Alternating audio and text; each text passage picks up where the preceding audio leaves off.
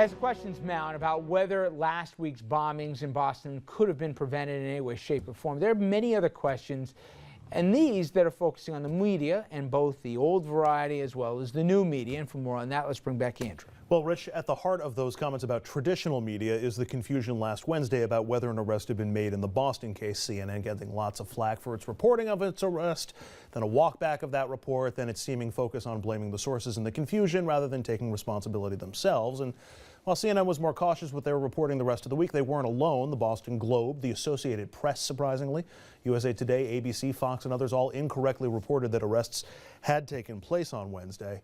Another outlet, the New York Post, deserves special mention in this regard. On Thursday, they put this photo on the cover identifying what they said were the suspects, only they weren't.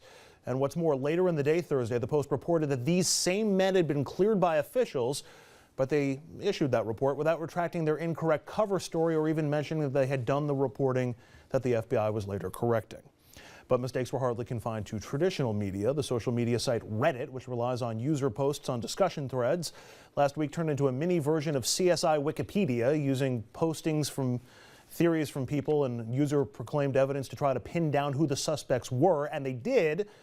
Only they, too, fingered the wrong people. The Boston Police Department later said they went public with what they knew as quickly as they did, in part to ease the pressure on incorrectly identified people who had been named on Reddit. Also, Twitter getting some flack for two good reasons: for the incorrect information and theories posted by users, some repeating false media reports, some just wild non-facts from people who were posting.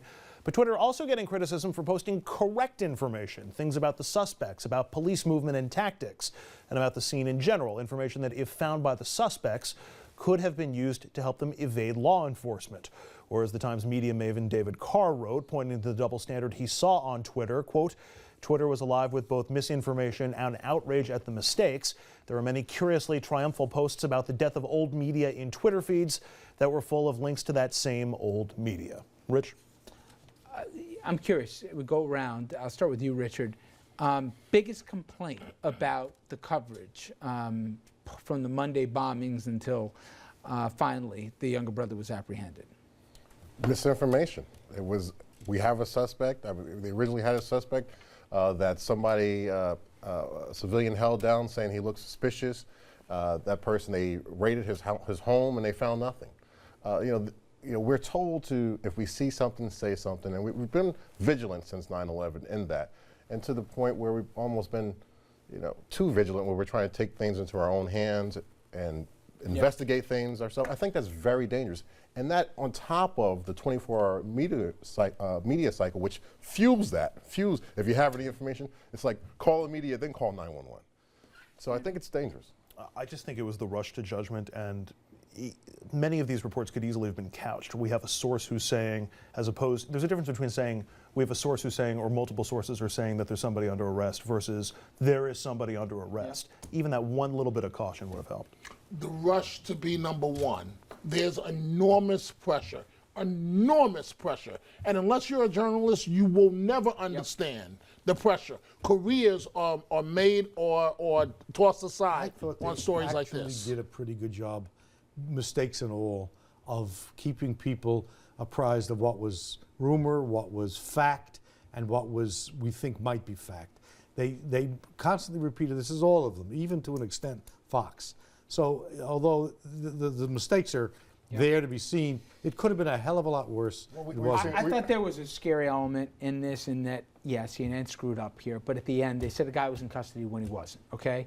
But for me, the idea that we've gotten to a point where people are reporting what's on police scanners, that people are misidentifying and putting on the front page of the paper two people, easily something bad could have happened to those two guys who had nothing to do with this. And to me, the recklessness of this, I think it's dangerous. And again, we all screw up, we all make mistakes here. People should jump on it and acknowledge when you make an error.